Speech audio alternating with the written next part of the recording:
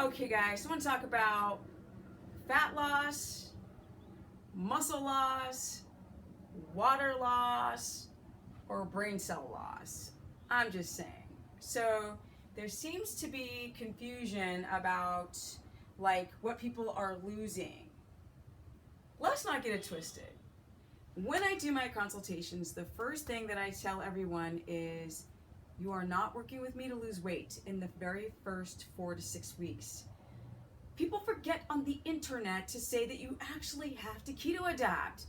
Why do people just go find the diet, download some stupid thing, get a keto calculator, or use MyFitnessPal calculations, and they're like, oh my God, I lost 20 pounds in 7 days, and look, I'm fabulous.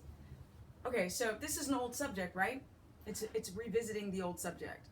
So essentially, this is a 7-year ketogenic journey with no refeeding on carbohydrates at all. None. No wine, no ice cream, no bread, no sugar, no nothing. No sweet fruits. Well, don't you feel restricted? No. I feel amazing. I've got energy, energy, energy, energy. And at the tender age of 47 going on 48, I feel strong, right? I feel so strong at the gym. This isn't genetics, guys. This is epigenetics. Because if you saw me, 15 years ago, my body was in worse condition and I was fit then. So I have manipulated my epigenetics to be more strong, to be more optimal as I get older, to protect the DNA, to preserve those telomeres. We got to know the difference, guys, between the loss, because the thing that I feel that people lose the most on keto is their mind and their rational thinking, because they're so obsessed. I'll get people who've got cancer and they'll be like, am I losing weight? Will I lose weight? How long will it take for me to lose weight? When can I diet? When can I drop the fat? When can I intermittent fast? That's what everyone says. And I'm like, do you want to get in ketosis? Because like, you got to get in ketosis, because if you're not in ketosis or a highly adapted keto state or nutritional ketosis, you're just starvation diet. So we got to know the difference, right? A lot of you guys are doing protein shakes and you're like, but I'm losing weight. No, you're losing water.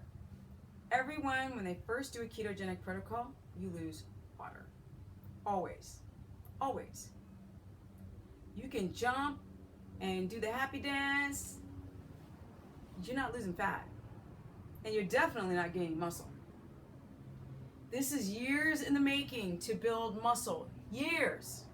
Years. So my first year on a ketogenic protocol, I wasn't, Stephanie was not trying to get lean, right? No.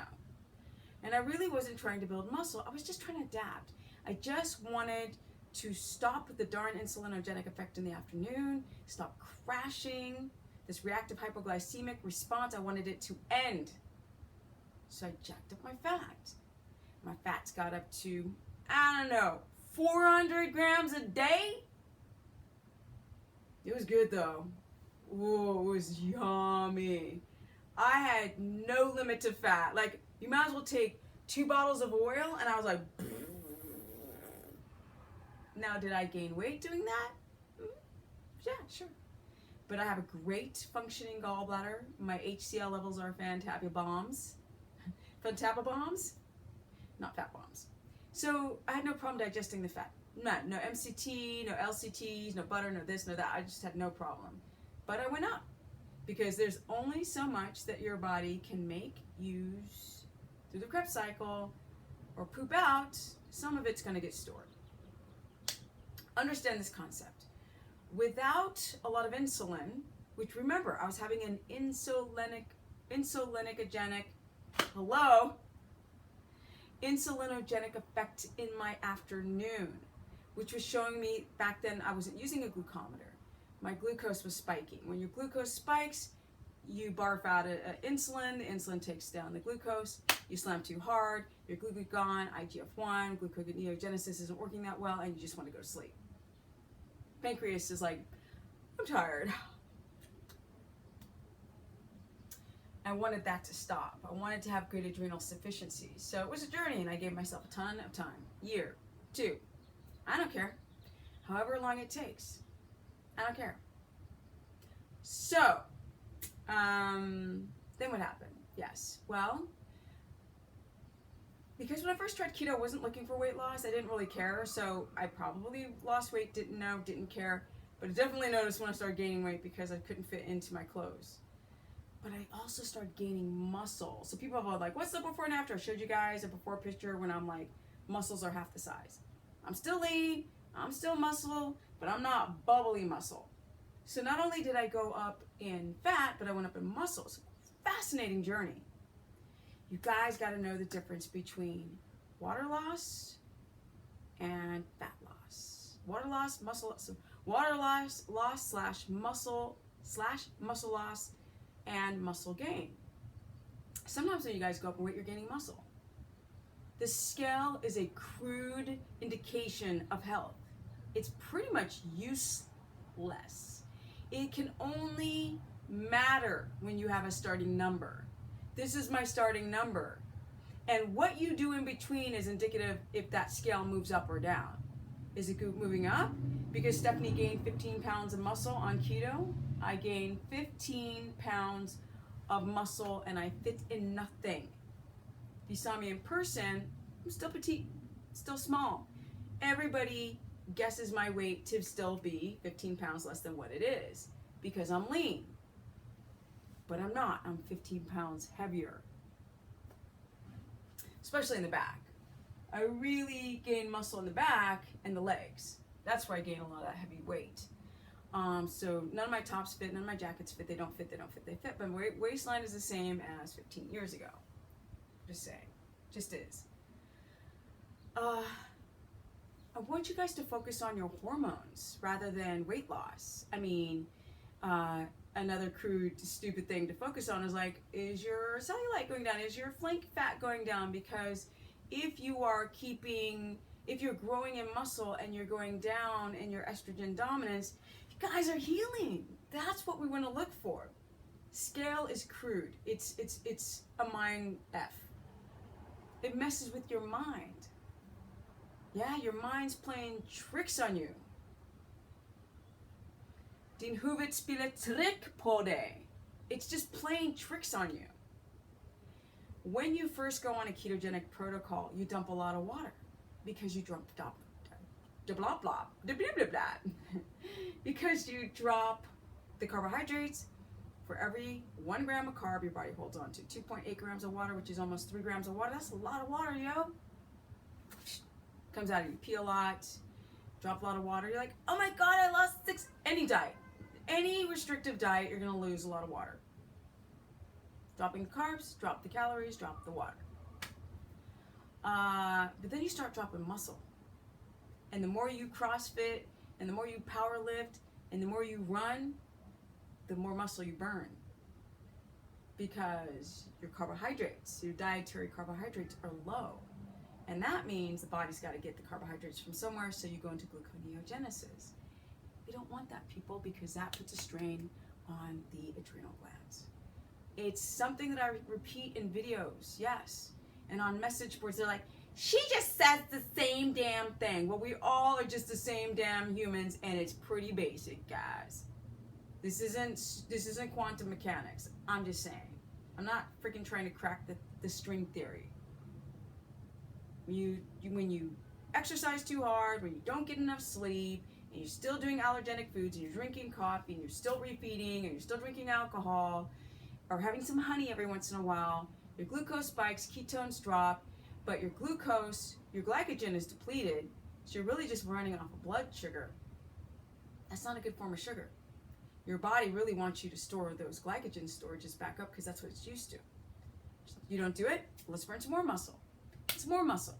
And let's make your menstrual cycle weird. You up your fat, but you still don't find that parasympathetic part of your day. So your menstrual cycle gets weird. In men, you start losing more muscle. Some men are paranoid about losing muscle in a ketogenic protocol because they don't do whatever it takes to put their ass in a parasympathetic state of rest and digest. That's how it's done. Get off the scale. Pull out a pen and a freaking piece of paper and write down your effects or your response to doing this protocol. Then you can be your own scientist. You could be your own experiment. You will understand your ranges and your barometer to your keto adaptation. Yes, guys, pay attention to your body. You're not losing weight. How many people on keto gain a shite load of muscle at the almost age of 50, get lean as all hell, and are strict keto? There's not that many guys. A lot of these people develop food addictions when they do intermittent fasting. Nobody talks about it. Or they're just so low in overall nutrition, their body is super catabolic and they're just super, super, super thin. I'm not super, super thin. And my skin is not falling off everywhere because my body is gluconeogenic. Know the difference. Get off the scale. You mostly are losing water and muscle. If you don't want to lose muscle, stop. Ramp down your workouts. Get your butt to bed early. Don't argue. Don't stress out over small things. Don't drink coffee, and you will be less catabolic in the beginning of your keto adaptation. Once you adapt, you can slowly ramp things back up. Yes.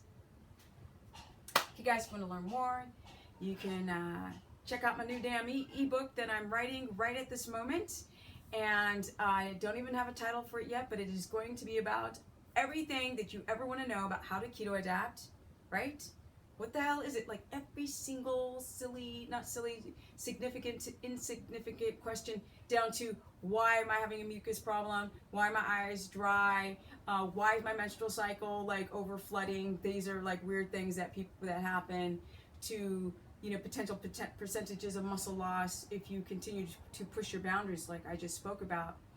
To everything, to grams and if you're pregnant, if you want to put your kids on it, if you have any type of depression, mood disorder, fuzzy brain, any type of physical injury, any type of gallbladder, you name it, I'm gonna put it in a little document there and make a book out of it. And I'm sure I won't hit every question, because I'm sure when I'm done, it'll be like, oh, but you forgot this and that, and then I'll like update it and put more stuff in it. And so I'm writing that right now, so look out for it for the next month. And then you can also go to my Periscope and have a live conversation with me at Steph the Business on Periscope, or you can go to Steph the Business Person. No, Stephanie. Damn, all these stupid names. Stephanie the Business Person on my Facebook fan page, or you can go to Stephanie Ketogenic on my Instagram. Yes.